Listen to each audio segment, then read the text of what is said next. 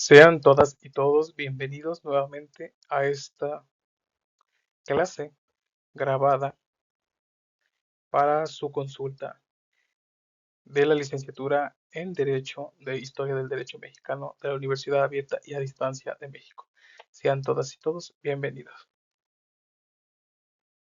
Bien, esta clase específicamente hablará sobre la unidad número 5, el constitucionalismo mexicano, presentado por supuesto por un servidor.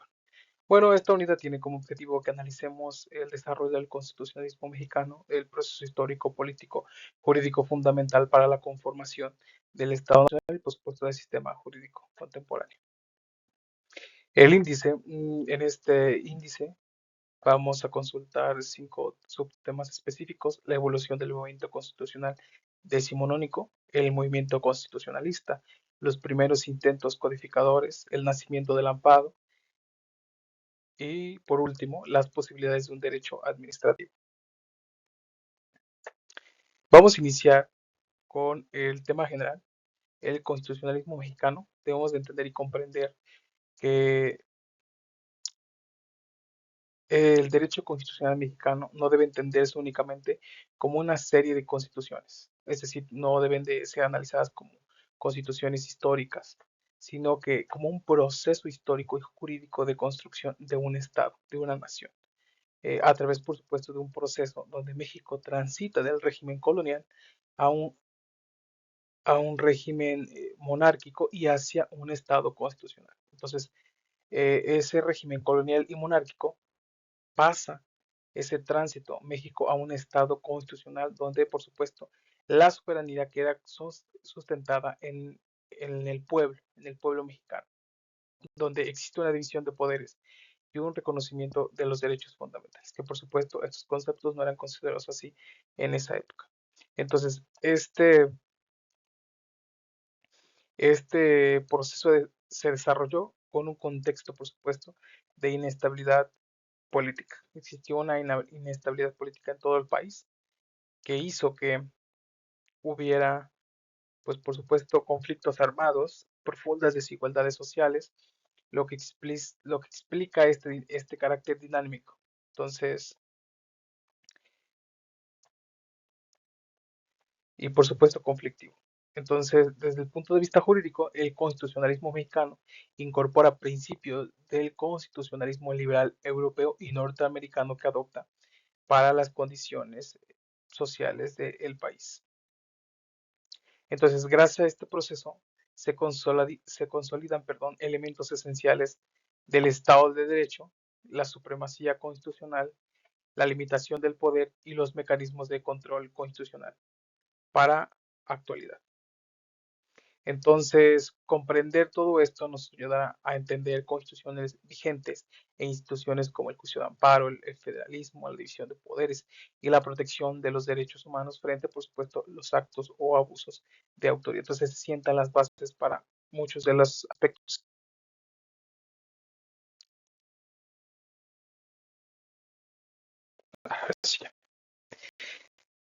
Evolución del movimiento constitucional decimonónico. En México se desarrolla entonces, a lo largo del siglo XIX, un intento por dar un orden jurídico al nuevo Estado independiente.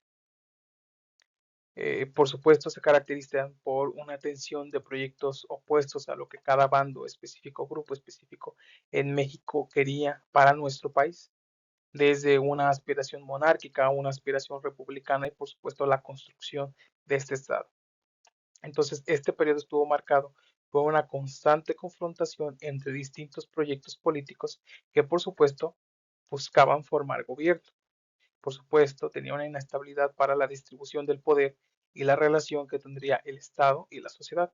Entonces, desde la influencia de la Constitución de 1812 de Cádiz hasta la promulgación de la Constitución de 1857, México experimenta múltiples intentos para consolidar un régimen constitucional que fuera estable. Entonces, estos textos reflejan debates centrales sobre la soberanía, el federalismo y el centralismo.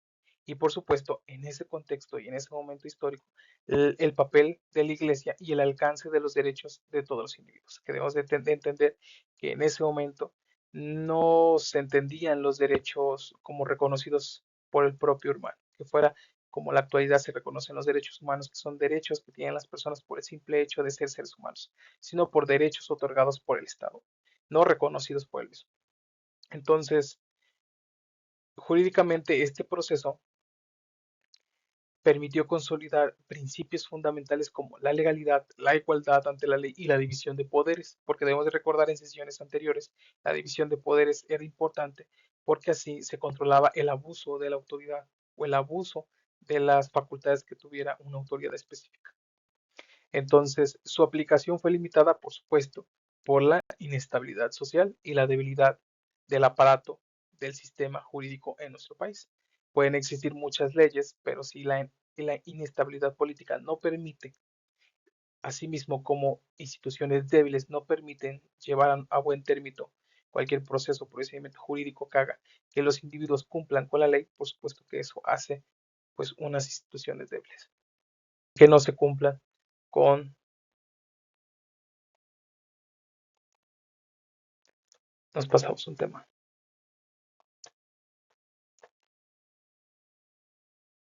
Se saltó. Bien, que no se cumplan con lo que existe plasmado en la ley.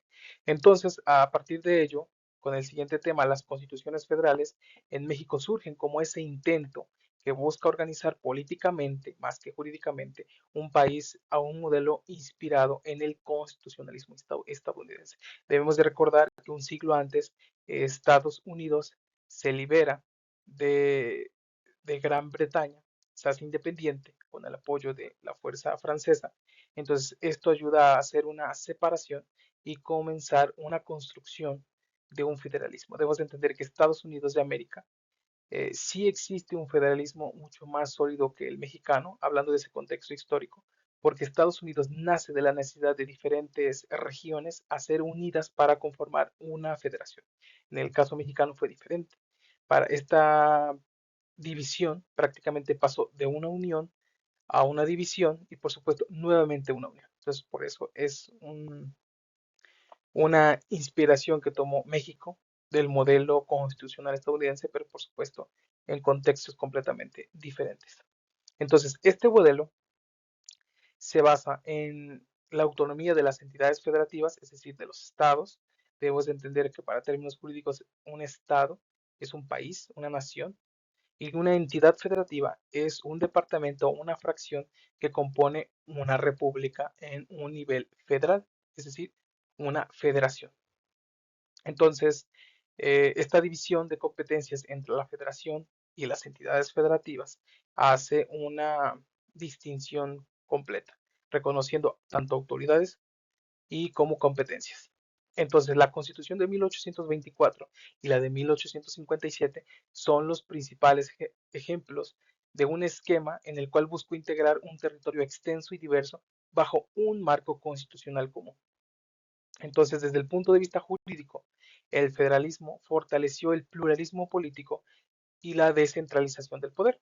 Es decir, que el poder deja de estar centralizado en un punto específico para ser diversificado en las regiones específicas de nuestro país.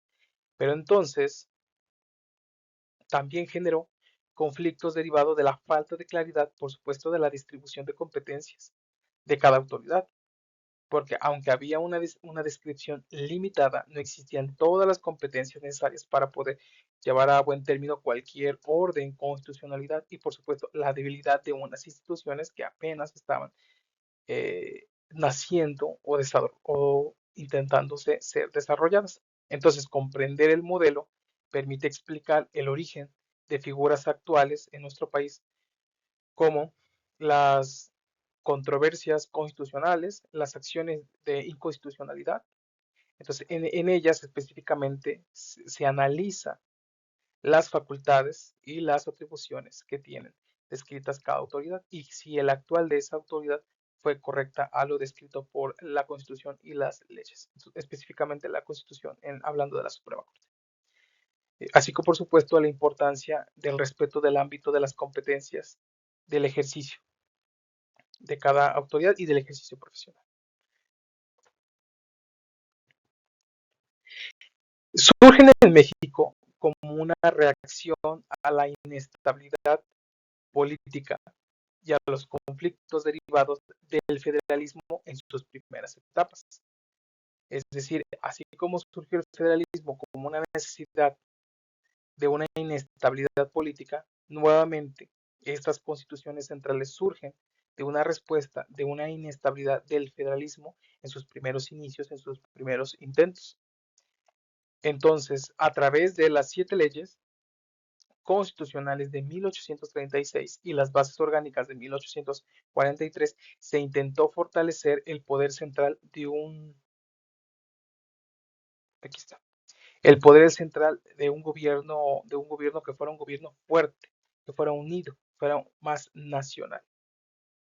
Entonces, desde la perspectiva jurídica, este modelo redujo la autonomía, de la poca autonomía que ya se estaba otorgando a las entidades federativas, es decir, a los estados, y por supuesto limitó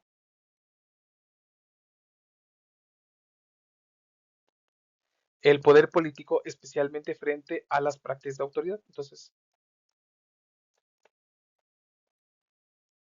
nos pasamos de diapositiva.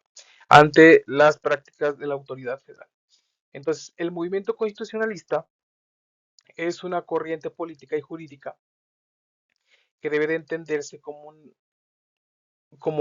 la defensa de la Constitución, la legalidad y, y que sea limitado el poder público, especialmente sobre las prácticas autoritarias, que es lo que hemos venido haciendo referencia.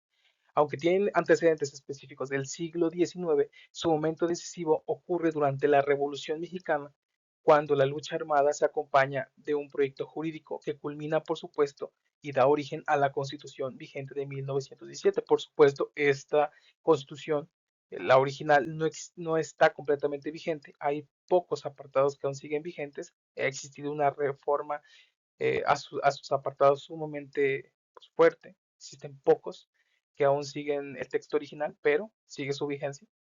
Entonces, a partir de este momento, México transita nuevamente de un constitucionalismo meramente formal a un constitucionalismo social, donde se caracteriza por el reconocimiento de derechos sociales y una mayor intervención del Estado.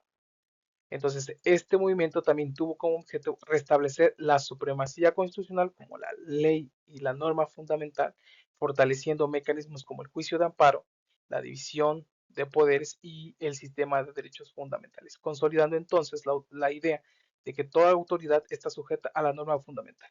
Debemos de recordar que todo país tiene una norma fundamental. En el caso de México es nuestra Constitución, específicamente la Constitución de 1917. Entonces, da paso a un constitucionalismo, como bien lo decía, social y de derechos sociales. Aquí hago un énfasis específico porque cuando hablamos de derechos fundamentales estamos hablando de derechos humanos que son convencionales, es decir, consagrados en documentos internacionales y que han transitado, absorbido y reconocido por los ordenamientos fundamentales de cada país. En el caso de México, de la Constitución, en su artículo primero, donde nos dice que se deben de reconocer y que es una obligación de los estados reconocer. Entonces, cuando se integran a una norma fundamental derechos humanos consagrados internacionalmente, estamos hablando de derechos fundamentales. Debemos de entender que como esta clase es limitada porque hablamos de la historia del derecho mexicano, que mucho más adelante vamos a avanzar y vamos a aprender nuevos contextos y términos, específicamente en el derecho constitucional. Estamos hablando de una integración de la Constitución. Tenemos dos apartados importantes de la Constitución. La dogmática, y por supuesto el segundo. En estos dos específicamente apartados nos hacen referencia a la organización del Estado y por supuesto a los derechos específicos y obligaciones que tienen los ciudadanos mexicanos y la población mexicana en general. Antes del 2011 y por supuesto en otras corrientes del derecho constitucional se entendía esta división apartada, pero a partir de un nuevo neoconstitucionalismo que nos dice que la Constitución mexicana, específicamente hablando del caso mexicano, se debe de entender y comprender en un todo, en un conjunto, entre que las atribuciones, las designaciones, etcétera, etcétera, la descripción de las instituciones, por supuesto, los derechos de todas y todos los mexicanos. Entonces, para poder tener un contexto muy debemos de recordar si algún tema, un concepto o algo debe ser preguntado en el aula. En el aula virtual tenemos un apartado específico para poder enviar mensajes. Entonces, todas estas dudas de algún término, de algún apartado en específico, esto hablamos de un tema general, estamos explicando los temas generales de esta unidad, pero por supuesto si tienen alguna duda pueden consultarla en el aula virtual, en el correo electrónico a un servidor. Entonces, como ya lo hemos venido refiriendo, cuando se intentan hacer, se hacen intentos, México, de intentos codificadores que surgen después de la independencia como respuesta a la dispersión normativa heredada del periodo colonial, la cual genera, por supuesto, inseguridad jurídica ante la variedad de documentos jurídicos o de legislación a partir de cada autoridad y entonces, y por supuesto, de la dificultad en la que se aplique la ley de manera uniforme en todas las regiones del país. Entonces, la codificación se concibió como un instrumento para racionalizar el derecho, organizándolo, por supuesto, en cuerpos legales claros, garantizando principios importantes de la ley, como la legalidad, la igualdad ante la ley y la seguridad jurídica que nos dicen específicamente que la ley que se esté estableciendo sea vigente, es decir, que tenga rigor jurídico en nuestro país, que no sea una ley que solo sea inventada por cualquier autoridad o por cualquier persona por así cumplir un interés, un capricho o realizar un abuso de autoridad. La igualdad ante la ley, es decir, que todo ciudadano o población en general tenga la misma igualdad, el mismo reconocimiento sin ninguna diferenciación. Y aquí hago un paréntesis, muchos tendrán una duda, pero no existe la igualdad ante la ley puesto que hay leyes específicas para mujeres, para hombres, para niños. Entonces, ahí hablamos de una especialización de la ley, donde se enfoca específicamente en contextos de cada apartado, de adultos mayores, seguridad social, etcétera, etcétera. Entonces, ahí tenemos que hacer un paréntesis importante y una diferenciación cuando hablamos de igualdad ante la ley. Entonces, la aspiración de la Constitución, haciendo referencia de igualdad ante la ley, es que todas y todos tengamos pues ese mismo reconocimiento de los derechos de todas y todos. Y por supuesto la seguridad jurídica. Entonces, estos esfuerzos estuvieron fuertemente influenciados por modelos europeos, como lo vimos en el apartado anterior, siendo influenciados por Estados Unidos con la conformación de la República, con, por supuesto, las entidades federativas, etcétera. Ahora, estos primeros intentos codificadores, es decir, de formar leyes específicas, fueron influenciadas por modelos europeos, específicamente hablando del Código Napoleónico, se le dice así, por supuesto, el Código Civil de Francia en el régimen de Napoleón, entonces, donde este código napoleónico se reflejan valores del constitucionalismo liberal del siglo XIX, es decir, de un contexto de comparación con el derecho internacional y el derecho de otras naciones. Sin embargo, el proceso codificador en México fue, por supuestamente, lento y fragmentado debido a lo que regresamos, la inestabilidad política, las guerras internas, los conflictos entre federalistas y centralistas, específicamente, ¿qué hablaban cada uno? Pues los centralistas hacían referencia a que el poder sea concentrado y centralizado pues en un punto en específico, es decir, en el centro del país, en el poder federal y no en las autoridades estatales, es decir, las autoridades de las entidades federativas, como los estados Veracruz, Chiapas, Ciudad de México, etcétera, etcétera. Bueno, Ciudad de México no existía, debemos de recordar que era un distrito federal, era un departamento específico en el cual se centraban todas las instituciones de la federación. Entonces, bueno, no existía Ciudad de México, sino el Distrito Federal, ni mucho menos existía el Distrito Federal. Pero entonces, y entre los federalistas que por supuesto respetaban la autonomía de, pues, de cada estado. Entonces, eso por supuesto generó tensiones entre el derecho formal, la práctica social. Entonces, a pesar de estas dificultades, la codificación sentó las bases del Estado de Derecho y de los códigos modernos que tenemos en nuestro país, consolidando entonces una cultura jurídica basada en la racionalización, la sistematicidad y el control del poder.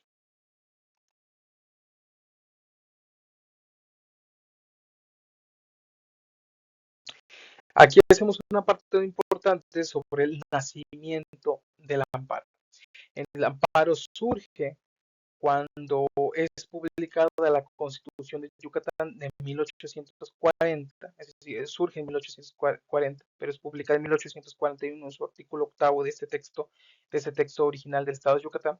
Entonces, el juicio de amparo es una de las aportaciones más originales y relevantes del constitucionalismo mexicano, por supuesto, a todo el mundo, al derecho comparado de todas las naciones. surge en el siglo XIX como una respuesta a los abusos de autoridad y a la necesidad de contar con un mecanismo que contáramos para que fuera eficaz el control del poder público. Desde la perspectiva jurídica, el amparo permite revisar la legalidad y el constitucionalismo de cada acto de autoridad. Entonces, ¿qué es lo que nos dice específicamente este apartado que es muy importante y muy relevante para la práctica jurídica? Entonces, es un juicio, es un mecanismo que permite que sea revisado si ese acto o esa omisión, que eso se fue diversificando con el avance normativo de nuestro país, en este caso específicamente estamos hablando si ese acto, no se hablaba de omisiones, pero en la actualidad sí se habla de actos, omisiones, en el que una autoridad haga o no haga. Pongo un ejemplo específico. Si una autoridad hace un puente, entonces solamente ese acto de hacer un puente, si destruye casas, si destruye algo específicamente que dañe un derecho fundamental de una persona, ese acto de autoridad será revisado si cumplió con la legalidad, porque debemos recordar que la expropiación en México es legal, el derecho privado tiene un límite que es la expropiación por un interés colectivo, es decir, un interés de un todo, pero para ello la autoridad debe de reconocer que tenga una legalidad, que haya un procedimiento específico para la expropiación, que haya un interés legítimo, de un interés colectivo para todas y para todos, que la construcción sea objetiva, no va a ser una casa privada, etcétera, etcétera. Y por supuesto, si cumple con los parámetros constitucionales, es decir, con lo que exige la Constitución para que se lleve a cabo la expropiación. Por supuesto, en la Constitución habla del derecho a la propiedad y por supuesto de las limitaciones. Entonces, eso es lo que hace. Y por supuesto, en la actualidad, una omisión. Es decir, si una autoridad no realizó un acto que la ley y por supuesto la Constitución lo permite.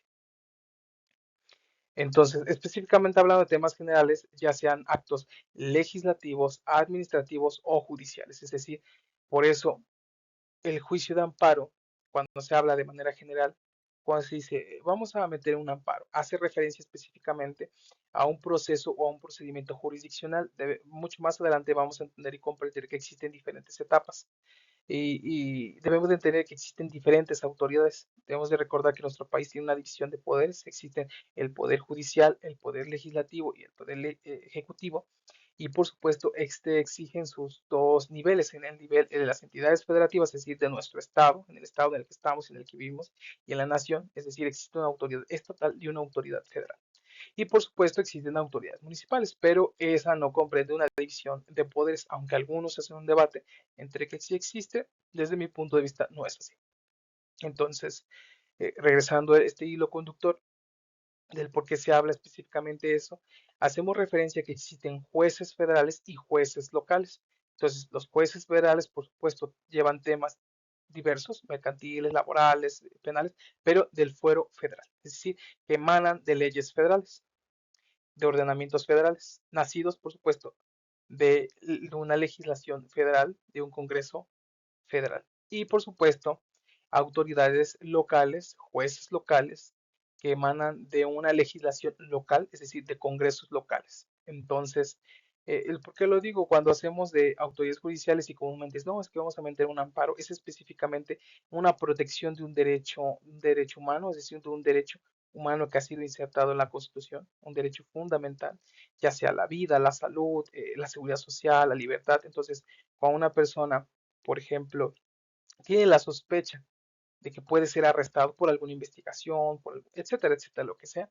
Entonces, él hace su trámite de amparo, que por supuesto tiene un límite de tiempo, que eso lo verán mucho más adelante. Entonces, él hace un trámite de amparo ante un juez federal, donde le dice que quiere fortalecer o quiere exigir el derecho a la libertad. Entonces, con ese amparo, cualquier autoridad ministerial no puede detener a esta persona, etc. En el caso específicamente hablando de un tema penal. Pero si hablamos de un tema familiar, específicamente hablando, cuando se hace el juicio de amparo mediante otra característica específica, cuando a una autoridad de primera instancia, un juez local, tú llevas tu demanda ante un juez local, ya sea por un divorcio, etcétera, etcétera, y se hace una sentencia de un juez de primera instancia, y ese juez de primera instancia te dice, no, no tenías razón. Entonces tú haces una revisión específica de un apartado específico. Lo digo muy general porque hay entramados complicados y complejos. ¿Por qué lo digo así? Porque dependiendo del caso en específico, del derecho específico, del tema en específico, ya sea es un divorcio, pero ¿qué característica específicamente del divorcio? ¿Qué estabas pidiendo en el divorcio? Entonces, si no te lo concede, tú haces una revisión de qué tipo de revisión no se cumplió, qué se omitió, qué autoridad dentro del juzgado no lo hizo, etcétera, etcétera. Pero lo haces ante los magistrados, es decir, ante la sala, en el caso especializada, si estamos hablando de divorcios, pues familiar, y ese magistrado o esa sala te dirá, sí, no, estás bien. Y si vuelve a ratificar que el juez de primera instancia específicamente tuvo razón con esa sentencia que te ordenó hacer, específicamente hablando del ejemplo del divorcio, y tú no estás conforme, porque entonces vas ante el juicio de amparo, donde tú dices que se ha violado tu derecho específicamente hablando. Entonces ya se hace una revisión de qué derecho humano ha sido violentado por la autoridad específicamente y ya entonces se te dirá si fue correcto o no fue incorrecto esa sentencia. Y entonces ya se ordena a la autoridad jurisdiccional que sea rectificado. Entonces es un juicio bastante largo y lo van a entender mucho más adelante. Entonces eso es el amparo. ¿Y por qué es muy importante? Porque es el eje central del sistema mexicano de la protección de los derechos humanos ante el abuso, recordemos, acto o.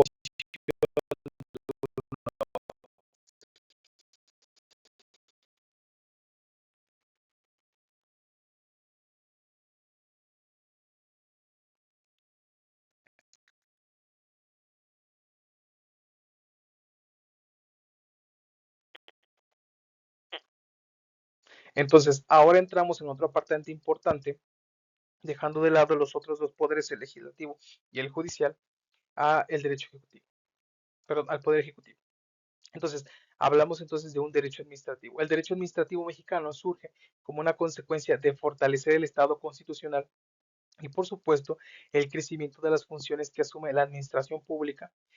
Entonces, a medida de que el Estado interviene más en la vida social, en la vida económica, se vuelve necesario fortalecer las reglas que regulan cada situación y por supuesto la actual de cada autoridad. Entonces, desde el punto de vista jurídico, el derecho administrativo es una rama del derecho público que regula la organización, el funcionamiento y el control de la administración pública. Debemos de entender que el derecho tiene diferentes ramas, como lo hice en la diapositiva anterior, cuando hablamos del derecho familiar, del derecho penal, derecho mercantil, derecho laboral, etcétera, etcétera, etcétera. La seguridad social, con apartados mucho más específicos, pensiones, adultos mayores, etcétera, etcétera, derecho familiar, divorcios, niñas, niños, adolescentes, interés, etcétera, etcétera. Cuando hablamos de las ramas del derecho, específicamente estamos hablando del derecho administrativo.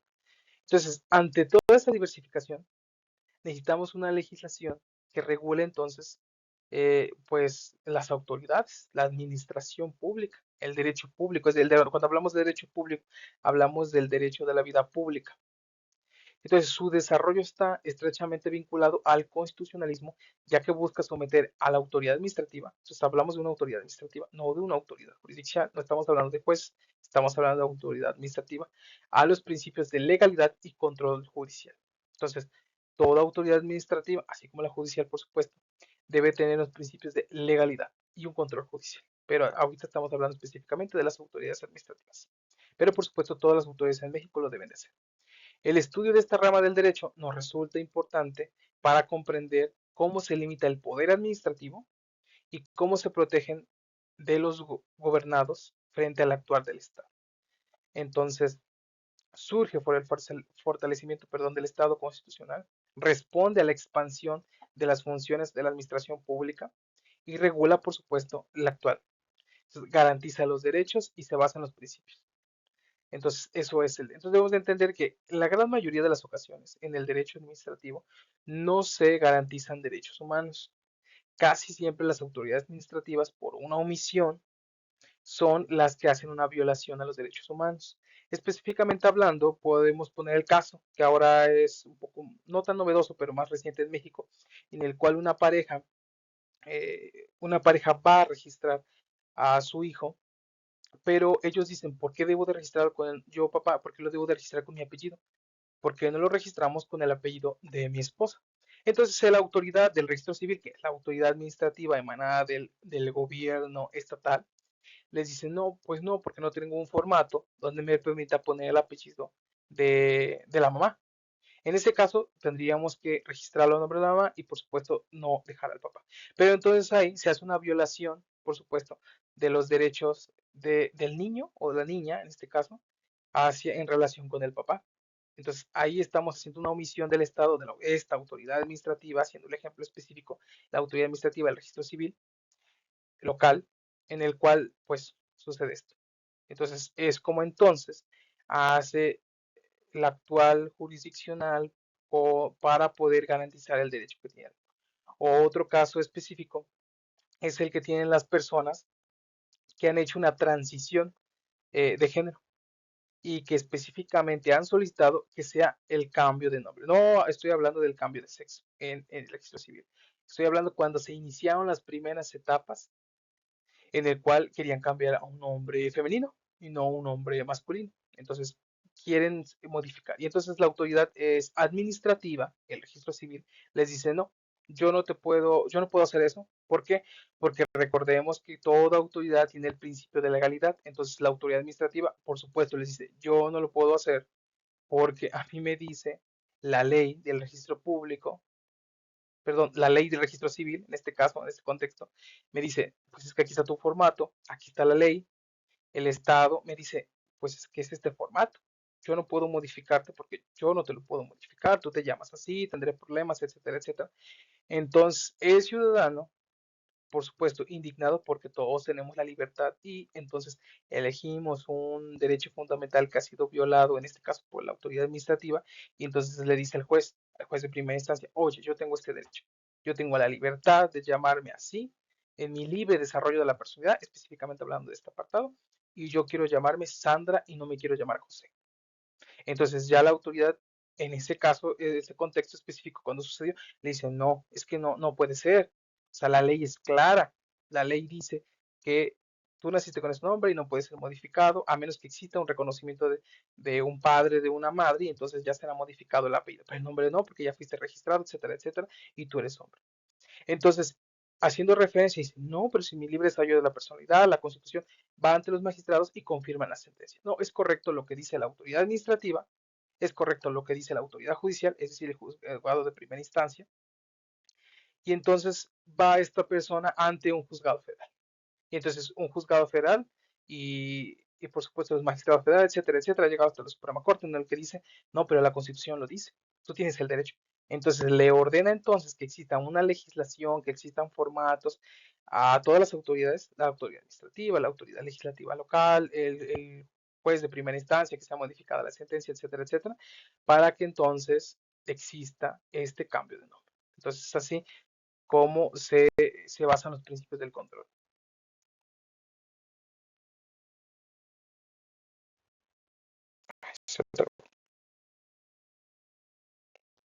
Ya, los postulados.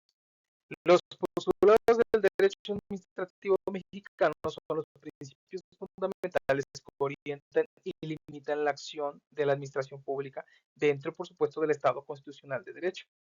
Estos principios no solo tienen valor teórico, es decir, que hablamos desde la teoría, sino que aplican directamente en el control de los actos de autoridad, en la protección de los derechos de los gobernados, es decir, la población en general, porque hemos de recordar que en México existe una diferenciación entre un ciudadano y la población. Cuando existe un ciudadano, bueno, cuando cumple la mayoría de edad y por supuesto adopta nuevos derechos y obligaciones. Y en los casos de la población en general, bueno, que es un derecho más limitado de los niños, niños, adolescentes, dependiendo del caso, porque hay casos específicos donde se hace un proceso, un procedimiento jurisdiccional y entonces cambian los derechos y las obligaciones de cada uno. Entonces, el principio de la legalidad, como lo hemos venido revisando, perdón, establece que toda actuación administrativa debe ser fundada y motivada ante la ley, que esos son uno de los principios básicos, evitando cualquier alteración. Entonces, si una autoridad específicamente, hablando de la administrativa, me dice que todo acto de esta autoridad administrativa, aquí en legalidad, debe ser fundada y motivada, ¿qué nos dice? Su fundamento, es decir, el artículo, la ley específicamente que hace referencia para poder hacer ese acto administrativo y por supuesto motivar el por qué. Entonces no solamente te puede decir una autoridad, artículo primero constitucional, toda autoridad, etcétera, etcétera, etcétera. Entonces, ajá, y luego, sí, porque ahí dice en la constitución ese artículo, pero ¿qué? Tiene que ver conmigo. Bueno, la motivación, entonces del por qué, evitando por supuesto arbitrariedades, porque si no se hace así, entonces no se hace la legalidad de ese acto administrativo que ha hecho. Por supuesto, debemos recordar que, pongo el ejemplo, existen actos de molestia. ¿Cuáles son los actos de molestia? Entonces son actos donde va la autoridad, te molesta y su actuar es correcto. Te molesta, pero es correcto. Pongo el ejemplo, van a hacer una supervisión a tu domicilio por la luz, el agua, y tú dices, bueno, pero mi privacidad, mi propiedad, no tienes derecho a ingresar, no está tu orden judicial. Bueno, es un acto de molestia propio de mi actuar. Entonces, cuando hacemos una clausura a un local específico, ¿cuál es esta legalidad? ¿Cuál es este actuar? Bueno, existe bueno, dependiendo cada municipio, dependiendo cada legislación local, pero pongamos el ejemplo, hay estados en nuestro país y municipios que han prohibido el uso de bolsas de plástico. Entonces, cuando un comercio incumple esta normativa, esta reglamentación, específicamente hablando de un reglamento de comercio, entonces, por supuesto, una autoridad, ¿cuál es la autoridad? La autoridad de comercio municipal asiste al local comercial y le dice, con por supuesto un documento, etcétera, etcétera, se presenta y se identifica. Eso es el actual, eso es el protocolo propio de una autoridad administrativa municipal. Primero llega con su gafet, no con su identificación de líneas, llega con un gafet emitido por el municipio, específicamente le dice, mira, yo soy la autoridad comercial, yo soy el inspector, específicamente hablando del apartado, yo soy licenciado tal y mira es esto. Traigo este documento específicamente por esto y esto y esto. Aquí existe el reglamento de comercio donde dice que todos los locales de venta, etcétera, distribución, lo que quieran, no deben de utilizar bolsas de plástico por esto y esto, esto. Entonces, y hace una descripción motivada del porqué. Entonces, ya. Entonces, ya la autoridad administrativa, otra autoridad de la autoridad de comercio ejecutora, le dice, ha sido, dependiendo de los reglamentos de comercio, una multa de 10,000 pesos, por ejemplo.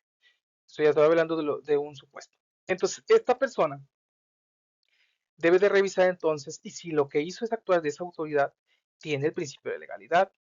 Es decir, si actuó bajo un estricto de la ley, busco el reglamento de comercio, si dice eso el reglamento o no dice.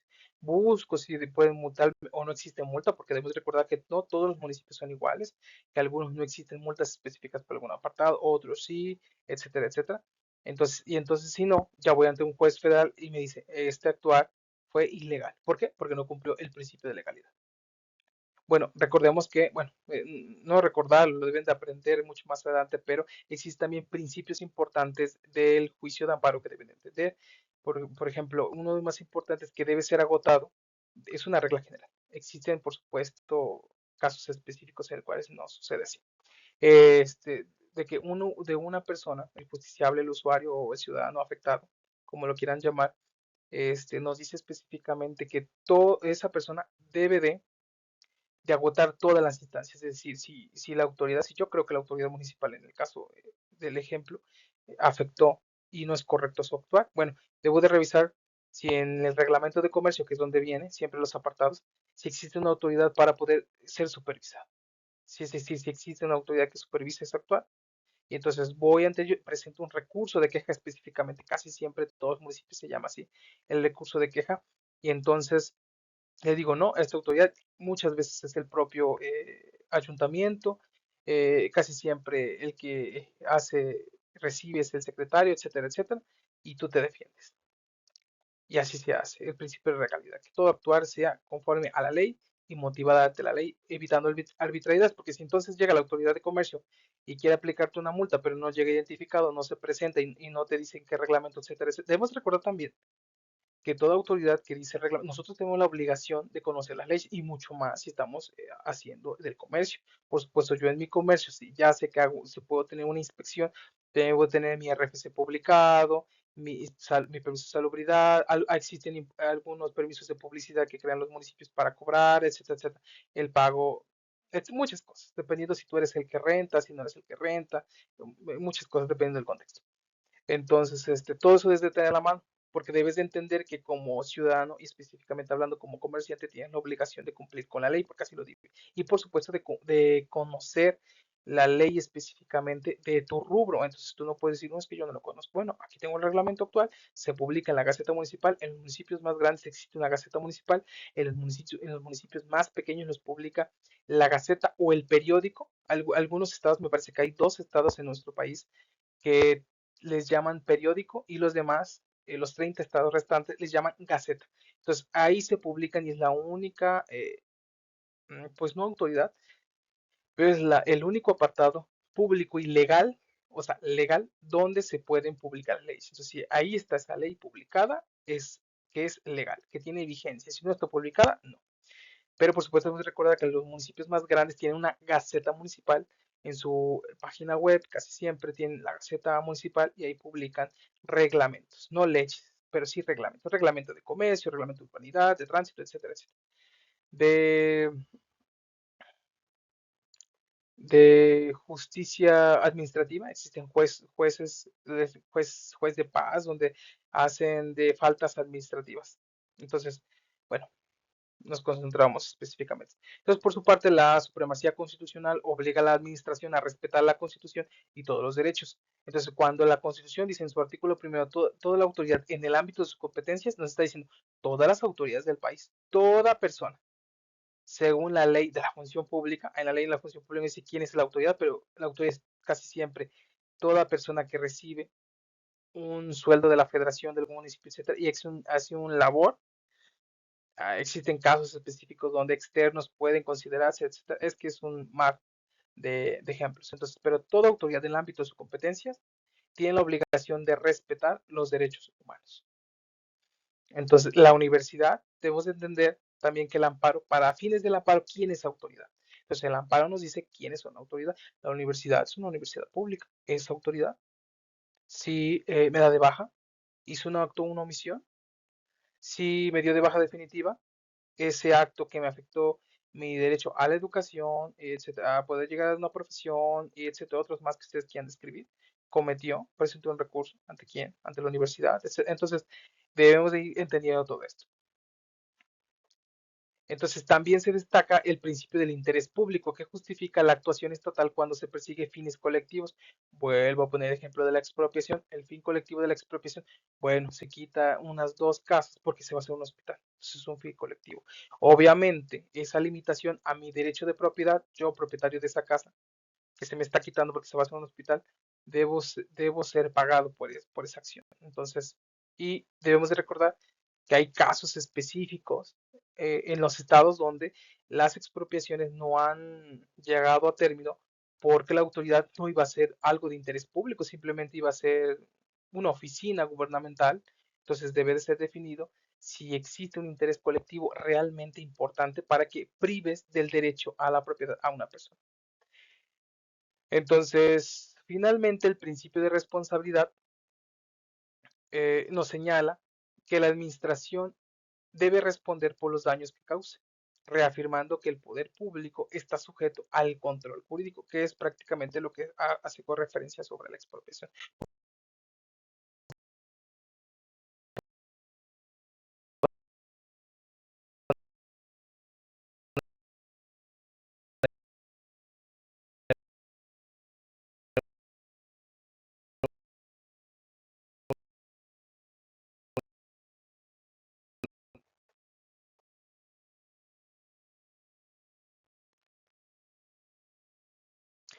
Entonces, ya prácticamente para finalizar, hablamos prácticamente de lo que estaba diciendo hace un momento, la legislación administrativa. Es el instrumento normativo mediante el cual se concreta el derecho administrativo y se regula de manera específica la actuación de la administración pública, ya sea estatal o federal. Su desarrollo en nuestro país ha sido gradual y está vinculado al fortalecimiento del Estado constitucional y a la expansión de las funciones del Estado, haciendo referencia a las funciones de las autoridades. Desde una perspectiva jurídica, esta legislación establece reglas claras sobre las competencias, los procedimientos, perdón, y mecanismos de control, lo que estaba poniendo el ejemplo, por ejemplo, haciendo referencia al ejemplo de comercio. Entonces, reglas claras, las competencias de la autoridad y el procedimiento específico, por ejemplo, para poder llegar, eso prácticamente son protocolos, pero el procedimiento específico para poder yo impugnar ese actuar de la autoridad, porque yo no estoy de acuerdo en esa inspección. En esa inspección me multaron porque dice que yo no tengo perdón, que en el ejemplo que puse, que yo estoy entregando bolsas de plástico y no es así. Yo tengo bolsas de plástico en mi local. Bueno, ahí guardo cosas, impermeabilizo algo, una olla, tapo los tamales, etcétera, etcétera, pero yo no los estoy entregando. Yo sí tengo. ¿Qué dice la ley? La ley me dice que yo no puedo entregar en ese local, pero no me dice si lo puedo utilizar, no lo puedo utilizar. Entonces, ¿cuál es el procedimiento? Yo no estoy de acuerdo. Yo creo que eso es un abuso de autoridad que se está limitando, que es incorrecta esa multa. Perdón, la legislación establece entonces reglas claras del procedimiento y el mecanismo de ese control. Entonces, ¿a quién autoridad voy a acudir? Si voy directo al amparo, porque algunos reglamentos te lo dicen. Ante la inconformidad, directamente ante la autoridad federal. No está diciendo, a mí ya ni me vengas a buscar. Ya, si no estás de acuerdo, vente ante la autoridad federal. No presentes ninguna queja, vete directo al amparo, específicamente en este caso. Proteger, por supuesto, los derechos de los gobernados.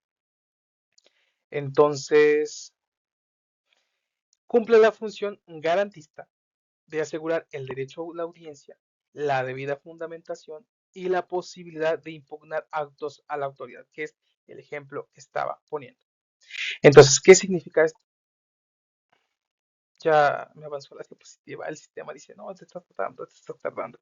Bueno, ¿qué nos dice esto? Que tengo el derecho a ser escuchado, a que ese acto, el garantizar el derecho a audiencia, a que ese acto que yo quiero impugnar, yo tengo el derecho que si estoy inconforme, tengo el derecho a que una autoridad me escuche. En este caso ya sea la municipal o a la federal, específicamente eso. Y lo demás, pues es el ejemplo que ya hemos puesto. Y recordar que si tenemos alguna duda, algún concepto, algún apartado, con gusto pueden escribirme. En la diapositiva tal o del tema tal, no me quedó claro por esto o porque este ejemplo, o a mí me pasó esto, o qué pasa, eso lo pueden poner para poder entender. Yo trato de hacerlo de una manera muy general porque no puedo entrar al análisis específico de los temas porque solo los voy a enredar porque recordamos que estamos en historia del derecho mexicano.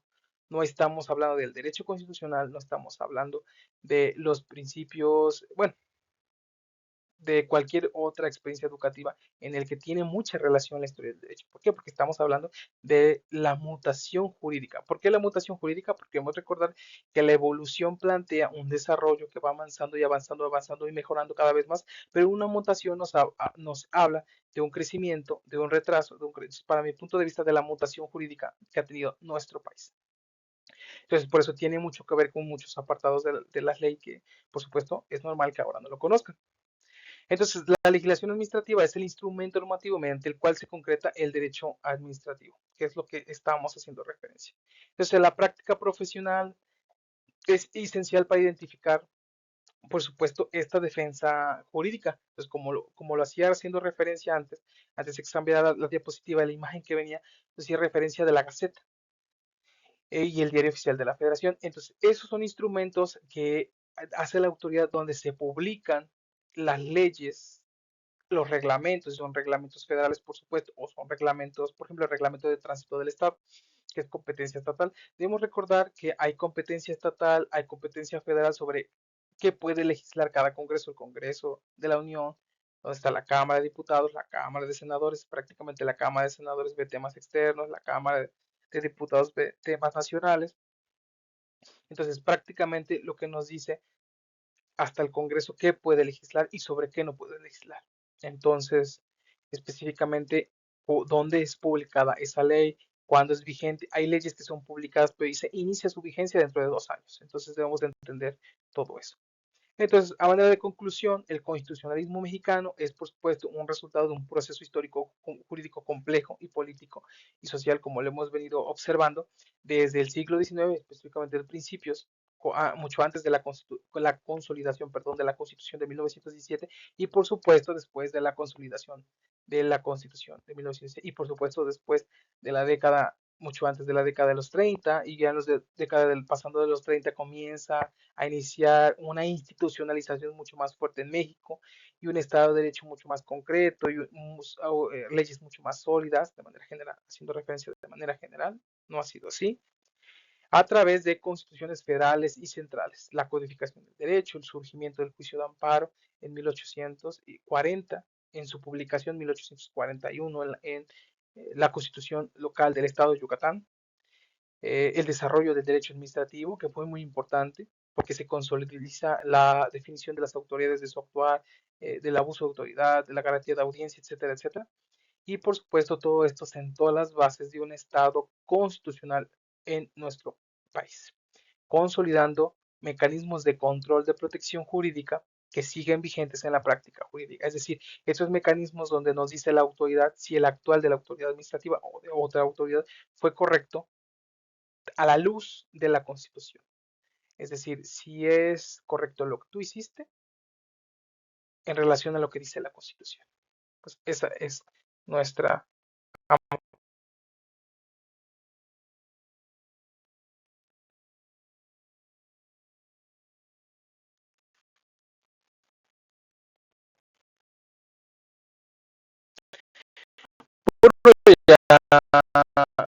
manera de referencias específicas. Carbonell es un abogado constitucionalista moderno relativamente, entonces habla de temas mucho más modernos, tiene cápsulas, los invito a consultar cápsulas que tiene, me parece que se llaman cápsulas jurídicas Miguel Carbonell y la Suprema Corte. Estos son algunos de los documentos que utilicé como referencia para la creación de estas diapositivas, de editoriales como Tirano Blanche, Porrúa, la UNAM, etcétera, etcétera. Entonces, dos constitucionalistas muy importantes en nuestro país. Héctor Félix Zamudio, hijo. Entonces, esto es todo. Quiero, quiero agradecerles su atención. Debemos recordar que cualquier duda pueden hacérmela llegar por correo electrónico. Trato de hacerlo lo más sencillo posible, lo más digerible posible y con algunos ejemplos. Debemos recordar que tenemos el cuadernillo de contenidos donde viene toda la información mucho más sintetizada, perdón, mucho más descrita, no tan sintetizada como esta diapositiva. Esta diapositiva es un recurso visual para aquellos que necesitan hacerlo así, para aquellos que necesitan este tipo de material, pero es una herramienta más que tienen en su aula virtual. Pues no me queda más que agradecerle a todas y a todos. Muchas gracias.